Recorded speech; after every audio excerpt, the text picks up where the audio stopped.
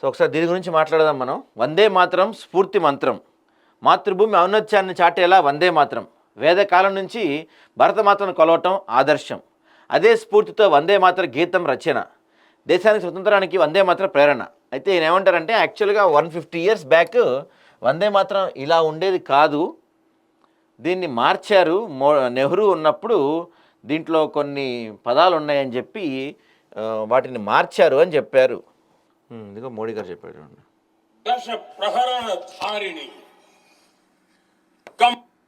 ఒకప్పుడు ఈ పదాలు, ఇప్పుడు చెప్తున్న మోడీ గారు చెప్పబోయే పదాలు ఒకప్పుడు మన వందే మాతర గేయంలో ఉండేవారు స్వతంత్రం రాకముందు. స్వతంత్రం వచ్చిన తర్వాత నెహ్రూ గారు ఈ ముస్లిమ్స్కి మోకరిల్లి వీటిని తీసేశారు అనేది మోడీ గారు చెప్తున్న ఆరోపణ. అవేంటో ఒకసారి మనం చూద్దాం. తమ్ హి దుర్గా దశ ప్రహరణ ధారిణి కమలా కమల దళ విహారిణి వాణి విద్యా దాయిని నమామి త్వాం నమామి కమలాం అమలాం అతులాం సుజలాం సుఫలాం మాతరం వందే మాतरम. अर्थात भारत माता ज्ञान और समृद्धि की देवी भी है और दुश्मनों के सामने अस्त्र शस्त्र धारण करने वाली चंडी भी है. సో ఇది ఒకప్పుడు ఉండేది. దీని అర్థం కూడా చెప్తున్నారు మోడీ గారు. త్వం హి దుర్గా దశ ప్రహరణ దారిణి కమలా కమలదళ విహారిణి వాణి విద్యాదాయని నమామి త్వాం నమామి కమలాం అమలాం అతులాం సుజలాం సుఫలాం మాతరం వందే మాతరం అని చెప్పి ఒకప్పుడు ఈ పదాలు ఉండేవంట. కానీ నెహ్రూ గారు వీటిని ముస్లిమ్స్ కోసం, వాళ్ళకి ఫేవర్ చేయడం కోసం, వాళ్ళు ఏమన్నా ఫీల్ అవుతారో అని చెప్పి వీటిని తీసేశారు అనేది మోడీ గారు చెప్తున్నారు.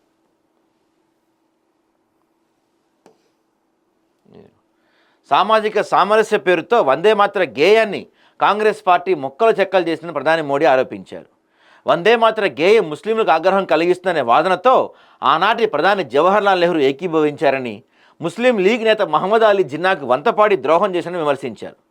వందే మాతరం రచించి 150 ఏళ్లు పూర్తయిన సందర్భాన్ని పురస్కరించుకొని సోమవారం పార్లమెంట్లో ప్రత్యేక చర్చ పెట్టారు. వందే మాతరం నేపథ్యం ముస్లింలకు కోపం తెప్పిస్తుందని సుభాష్ చంద్రబోస్కు నెహ్రూ లేఖ రాశారు.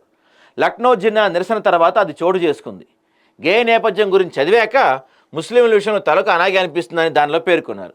తర్వాత వందే మాతరం వాడటంపై సమీక్షించడానికి బెంగాల్లో కాంగ్రెస్ ఒక సమావేశం నిర్వహించింది. ఆ మీదట రాజీ పడింది, గేయాన్ని ముక్కలు చేసింది. బుజ్జగింపు రాజకీయాల ప్రయత్నం అది. అదే కారణంతో దేశ విభజనకు డిమాండ్కు ఆ పార్టీ తలొగ్గింది. ఒత్తిళ్ల వల్లే ముస్లిం లీగ్కు కాంగ్రెస్ మోకరిల్లని చరిత్ర చెప్తుంది. కాంగ్రెస్ ఇప్పటికీ బుజ్జగింపు రాజకీయాలు అనుసరిస్తుందని మోడీ విరుచుకుపడ్డారు. బ్రిటిష్ వాళ్ళు ఎంత అణగదొక్కాలని చూసినా, బెంగాల్ విభజించినా వందే మాత్రం ఒక శిలలా నిలిచి దేశమంతటా ఐక్యస్ఫూర్తిని రగిలించింది. అది ఎంతో ప్రాచుర్యం పొంది జాతీయ గీతంలా అవతరించిందని సాక్షాత్తు మహాత్మా గాంధీ పేర్కొన్నారు. అయినా ఆ గేయానికి ఎందుకు అన్యాయం జరిగిందో ఆశ్చర్యం కలిగిస్తుంది. గత శతాబ్దంలో దానికి ఎందుకు వెన్నుపోటు పొడిచారు? గాంధీ ఆకాంక్షల్ని తొంగలో తొక్కిన శక్తి ఎవరు? వందే మాతరానికి 100 ఏళ్లు పూర్తయినప్పుడు దేశానికి ఎమర్జెన్సీ అనే సంఖ్యలు వేశారు. వందే మాతరం గొప్పతనాన్ని పునరుద్ధరించుకునే అవకాశం మనకి ఇప్పుడు వచ్చింది. ఈ గేయం మనందరికీ గర్వకారణం, చారిత్రక ఘట్టానికి మనం సాక్షులు అని మోడీ చెప్తున్నారు. మోడీ గారు ఒక మాట అండి, ఇక్కడ ఒక చిన్న కరెక్షన్ మీకు. మంచిదే, మీరు ఇప్పుడు చెప్తున్నారు, చాలా బాగుంది, వందే మాతరం గొప్పతనం గురించి మీరు చెప్తున్నారు. కానీ ప్రతి సినిమా స్టార్ట్ అవడానికి ముందు వందే మాతరం పెట్టాలని, లేకపోతే ఈ స్కూల్స్లో కాలేజెస్లో మన చిన్నప్పుడు ఉండేది, ఇప్పుడు ఉందో లేదో మరి నాకైతే తెలియదు, నేనైతే ఎక్కడ అంతగా వింటల్లా ఈ మధ్యకాలంలో. స్కూల్లో ఉండేది మన చిన్నప్పుడు, ప్రతి స్కూల్లో, అది ఎటువంటి స్కూల్ అయినా సరే, మార్నింగ్ స్కూల్ స్టార్ట్ అయ్యే ముందు మనకి వందే మాతరం చెప్తుండేవాళ్ళు, వందే మాతరం చెప్పించుతుండేవాళ్ళు మనతో. ఈ రోజుల్లో మనకు కనపడుతుందా అది? నాకైతే ఎంతమంది పిల్లలకి వందే మాతరం వచ్చండి ఈ రోజుల్లో? ఎంతమంది పిల్లలకి వందే మాతరం తెలుసు? వందే మాతరం అర్థం ఎంతమందికి తెలుసు? మరి ఇవి కూడా ప్రజలకు చేరవేయాలి. మోడీ గారు మీరు దీని గొప్పతనం చెప్తున్నారు, కరెక్టే, కాదంటలేదు. దాంతోపాటుగా వందే మాతరానికి కాంగ్రెస్ పార్టీ చేసిన ద్రోహం గురించి చెప్తున్నారు, మీరు కాదంటలేదు. కానీ ఈ 12 ఏళ్లలో మీరు వచ్చి దాదాపుగా 12 ఏళ్ళు అవుతుంది, దగ్గర దగ్గర 11 ఏళ్ళు అవుతుంది మీరు వచ్చి. ఈ 11 ఏళ్లలో ఈ వందే మాతరాన్ని ప్రజలకు చేరువ చేసేలా మీరేం చేశారు మరి? గతంలో వాళ్ళు ఆ గేయానికి అవమానం కలిగించారు, దాన్ని ముక్కలు ముక్కలు చేశారు, దాన్ని మార్చేశారు. మరి మీరు వచ్చి ఏం చేశారు? ఈ 11 ఏళ్లలో పాఠ్యాంశాల్లో మొదటి పేజీగా వందే మాతరం చేర్చారా? ప్రతి పాఠశాలలో ప్రతి చోట కంపల్సరీగా వందే మాతరం ఉండాల్సిందే అని చెప్పారా? పార్లమెంట్ సమావేశాలు స్టార్ట్ అయ్యే ముందు, అసెంబ్లీ సమావేశాలు స్టార్ట్ అయ్యే ముందు, జిహెచ్ఎంసీ సమావేశాలు స్టార్ట్ అయ్యే ముందు, ఎటువంటి గవర్నమెంట్కి సంబంధించి ఏ సమావేశం స్టార్ట్ కావాలన్న దానికి ముందు వందే మాతర గీతాలాపన ఉండాలని మీరు ఒక రూల్ పెట్టచ్చు కదా. ఎలా అయితే మనం ప్రతి గవర్నమెంట్ ఆఫీసుల్లో గాంధీ గారి ఫోటో పెట్టుకుంటామో అలాగే ప్రతి గవర్నమెంట్ ఆఫీసుల్లో ఉదయం 10 గంటలకు వందే మాతర గీతాలాపన చేయాలని చెప్పి ఒక రూల్ పెట్టచ్చు కదా మీరు. ఈ 11 ఏళ్లలో మీరేం చేశారు వందే మాతర గొప్పతనాన్ని ప్రజలకు చేరవేయటం కోసం? అది కూడా ఒకసారి ఆలోచించుకోండి మీరు. దాని గురించి కూడా మీరు విశ్లేషించాలి. సరే, వాళ్ళు తప్పు చేశారు, మీరు మార్చండి ఆ తప్పుని మీరు ఎత్తి చూపారు, గొప్ప విషయం. ఆ తప్పుని మీరు మార్చండి. ప్రతి స్కూల్లో, ప్రతి కాలేజీలో, ప్రతి గవర్నమెంట్ ఆఫీసుల్లో, ప్రతి చోట ఖచ్చితంగా ఒక సమయానికి వందే మాతర గీతాలాపన జరగాలని ఒక రూల్ పెట్టండి మీరు. ప్రతి విద్యార్థి వందే మాతరం వాళ్ళ పుస్తకాల్లో మొదటి పేజీలో వందే మాతరం ఉండాలని చెప్పి ఒక రూల్ పెట్టండి మీరు. దాని అర్థం ప్రతి దాంట్లో ఉండాలని, అది ఎగ్జామ్లో ఒక పాఠం అవ్వాలని, సిలబస్లో అదొక సబ్జెక్ట్ అవ్వాలని వందే మాతరం గురించి మీరు పెట్టండి. ఎవరు కాదన్నారు?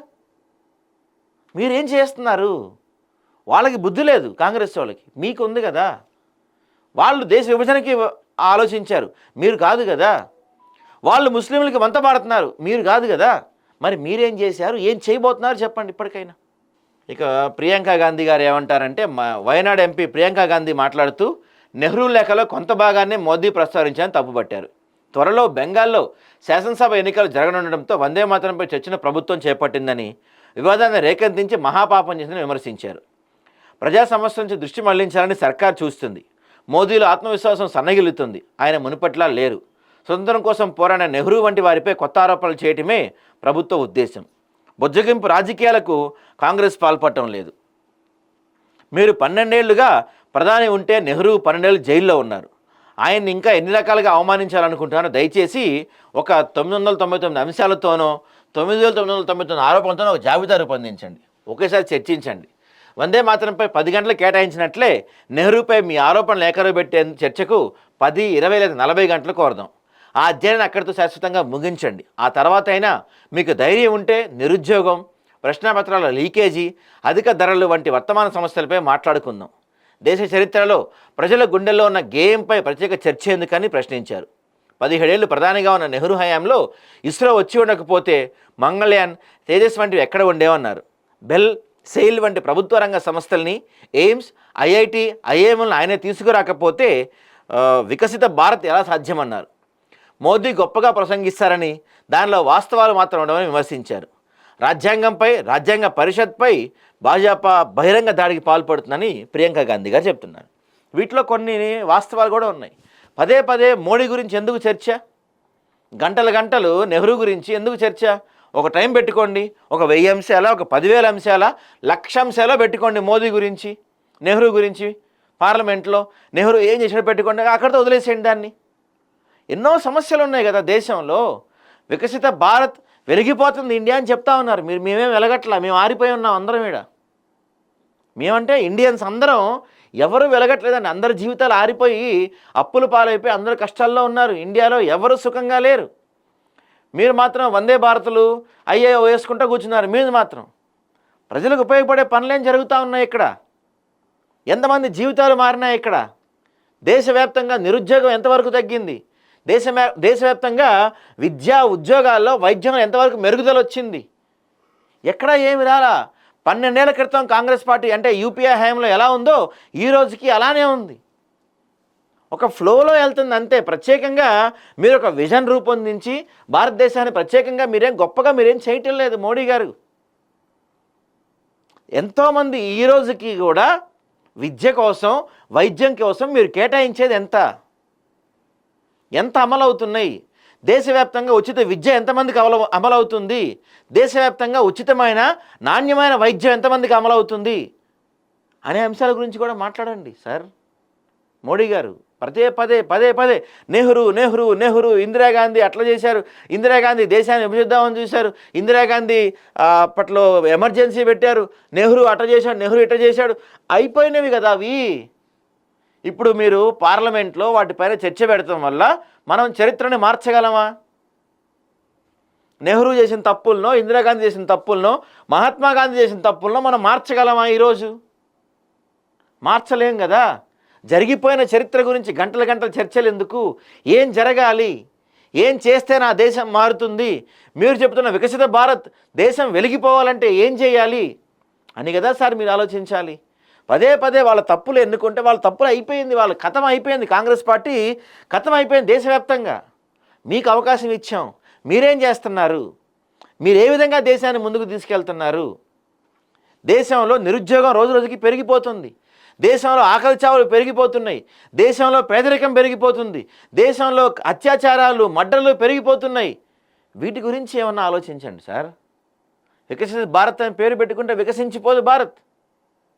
దాంతోపాటుగా నేను ఇందాక చెప్పినట్టు వందే మాతరానికి ఎటువంటి గౌరవం కల్పించాలి?